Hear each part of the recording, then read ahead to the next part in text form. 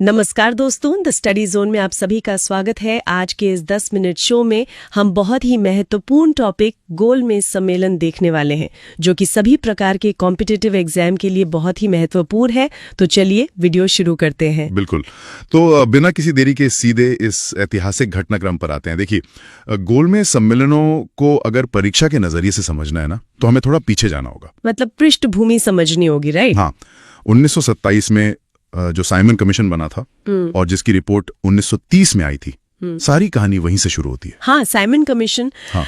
जिसके विरोध में पूरे देश में साइमन गो बैक के नारे लगे थे। एग्जैक्टली। और परीक्षा में जो सीधा तथ्य पूछा जाता है वो यही है कि इस रिपोर्ट का इतना विरोध क्यों हुआ।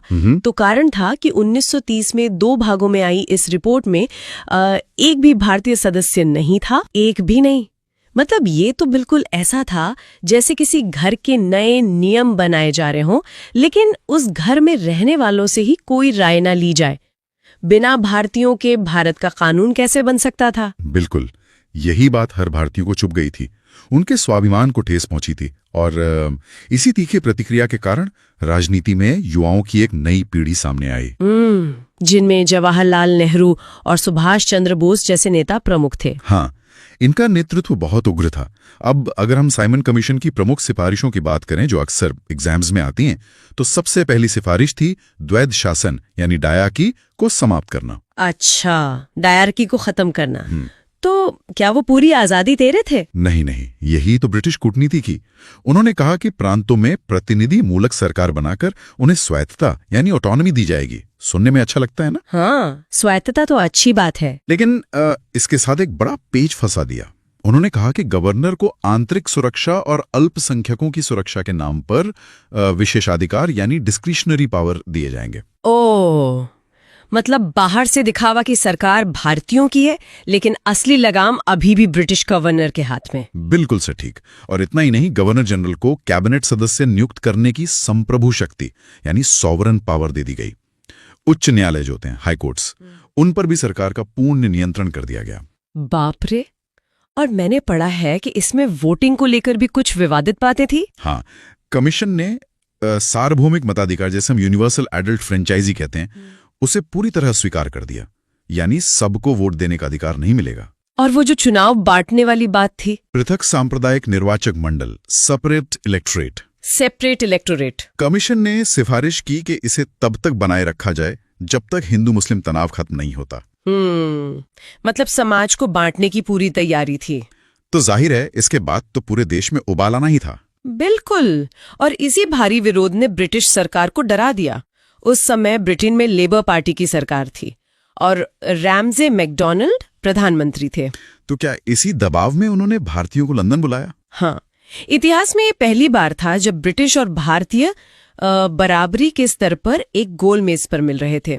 यहीं से प्रथम गोलमेज सम्मेलन की शुरुआत होती है। डेट्स बहुत पूछी जाती हैं एग्जाम्स में। तो पहला सम्मेलन कब हुआ था? ये हुआ था 12 नवंबर 1930 को लंदन में, और इसकी अध्यक्षता खुद तत्कालीन ब्रिटिश प्रधानमंत्री रैमजे मैकडॉनल्ड ने की थी। 12 नवंबर 1930, ठीक है। और इसमें भारत से कौन कौन शामिल हुआ? इसमें रियासतों के प्रतिनिधि थे जिन्हें प्रिंसली स्टेट्स कहते हैं।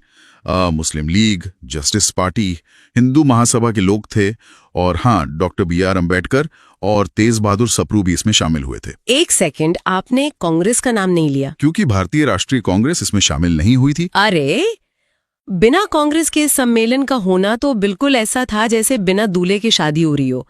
मतलब देश की सबसे बड़ी पार्टी ही नहीं थी। बिल्कुल। और कांग्रेस क्यों नहीं थी? क्योंकि 1929 के लाहौर अधिवेशन में ही इसका बहिष्कार तय हो गया था, और उस वक्त सविनय अवज्ञा आंदोलन चल रहा था, तो अधिकांश बड़े नेता जेल में थे। तो जब मुख्य पार्टी ही नहीं थी तो वहां चर्चा क्या हुई? चर्चा में 2 प्रमुख प्रस्ताव आए जो एग्जाम में पूछे जाते हैं। तेज बहादुर सप्रू ने अखिल भारतीय महासंघ यानी ऑल इंडिया फेडरेशन का प्रस्ताव रखा। अच्छा, क्या मुस्लिम लीग इस पर राजी थी? हाँ, मुस्लिम लीग इससे सहमत थी। और दूसरा बड़ा प्रस्ताव डॉक्टर अम्बेडकर का था। उन्होंने अछूतों के लिए अलग निर्वाचिका की मांग की। तो क्या अंग्रेज किसी बात पे माने? सहमति बस इतनी बनी कि यदि भारत संघ बनता है तो रक्षा और वित्त, मतलब डिफेंस और फाइनेंस के लिए विशेष उपाय होंगे। ये अंग्रेजों के पास रहेंगे, बाकी विभाग स्थानांतरित किए जाएंगे। पर क्योंकि कांग्रेस वहां थी नहीं, तो जाहिर है ये सम्मेलन तो फेल ही होना था। बिल्कुल, इसे असफल ही माना गया और इसी विफलता के बाद ब्रिटिश सरकार समझ गई कि कांग्रेस के बिना कोई भी फैसला मुमकिन नहीं है। तो फिर उन्होंने कांग्रेस को मनाने की कोशिश की होगी। हाँ, और यहीं से एक ऐतिहासिक समझौता होता है, गांधी-इरविन समझौता। डेट याद रखनी होगी दोस्तों, ये कब हुआ था? ये हुआ था 5 मार्च 1931 को। 5 मार्च 1931। इसमें शर्तें क्या थीं? समझौते में तय हुआ कि कांग्रेस अपना सविनय अवज्ञा आंदोलन खत्म करेगी और दूसरे गोलमेज सम्मेलन में भाग लेने लंदन जाएगी। और बदले में अंग्रेजों ने क्या दिया? सरकार ने वादा किया कि वे सभी दमनकारी अध्यादेश वापस ले लेंगे और जितने भी अहिंसक राजनीतिक बंदी हैं उन्हें रिहा कर देंगे। तो इस तरह रास्ता साफ हुआ द्वितीय गोलमेज सम्मेलन का। ये कब शुरू हुआ? ये शुरू हुआ 7 सितंबर 1931 को, वही लंदन में, और अध्यक्ष वही रैमसे मैकडॉनल्ड।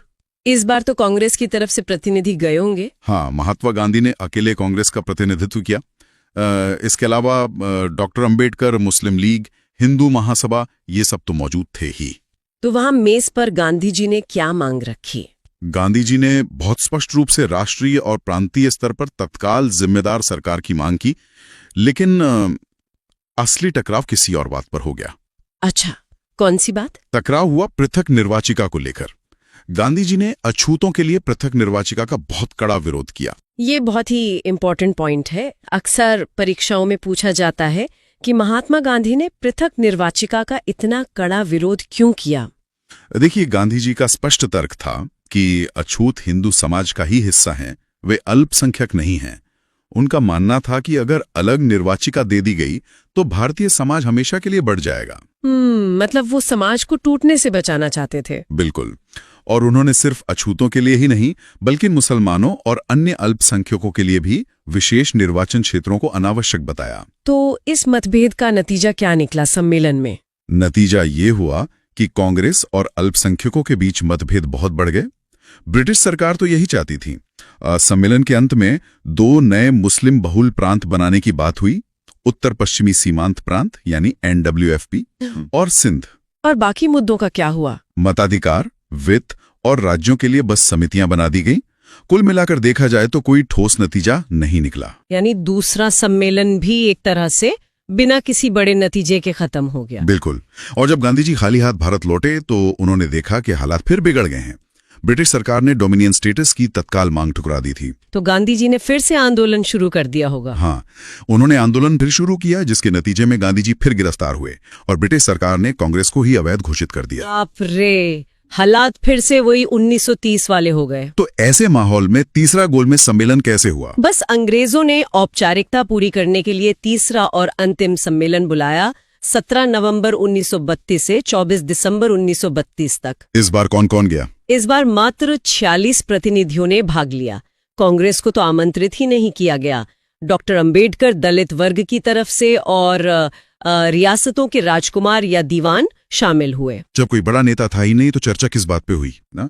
उनकी रिपोर्ट पर बस चर्चा की गई। अच्छा, तो अब सबसे अहम सवाल जो एग्जाम्स में बहुत आता है, इन तीनों गोलमेज सम्मेलनों का अंतिम निष्कर्ष या संवैधानिक प्रभाव क्या रहा? इसका प्रभाव बहुत बड़ा था। मार्च 1933 में ब्रिटिश सरकार ने इन तीनों सम्मेलनों का निचोड़ निकालते हुए एक श्वेत पत्र जारी किया। श्वेत पत्र मतलब व्हाइट पेपर? एकदम सही। जो ब्रिटिश सरकार का राजपत्र होता है। एकदम सही। और परीक्षा के लिए सबसे जरूरी तथ्य यह है कि इसी श्वेत पत्र के आधार पर 1935 का भारत सरकार अधिनियम यानी गवर्नमेंट ऑफ इंडिया एक्ट 1935 बना। अरे वाह! और यही एक्ट तो हमारे स्वतंत्र भारत के संविधान का आधार है ना? बिल्कुल। हमारे संविधान के निर्माण में 1935 के अधिनियम का सबसे बड़ा योगदान है। इसके कई प्रावधान तो हूबहू हमारे संविधान में लिए गए हैं। मतलब ये जो गोलमेज सम्मेलन थे वो अप्रत्यक्ष रूप से हमारे संविधान की नींव है? 100%। तो दोस्तों, अगर हम इसे समेटें, यानी जो बैठकें उस समय पूरी तरह सफल नहीं दिख रही थीं, असल में वही अनजाने में आज हमारे संविधान का ब्लूप्रिंट तैयार कर रही थी। बिल्कुल सही कहा आपने। तात्कालिक विफलता असल में एक बड़ी नींव बन रही थी। दोस्तों, जाने से पहले एक सवाल पर जरूर विचार कीजिएगा।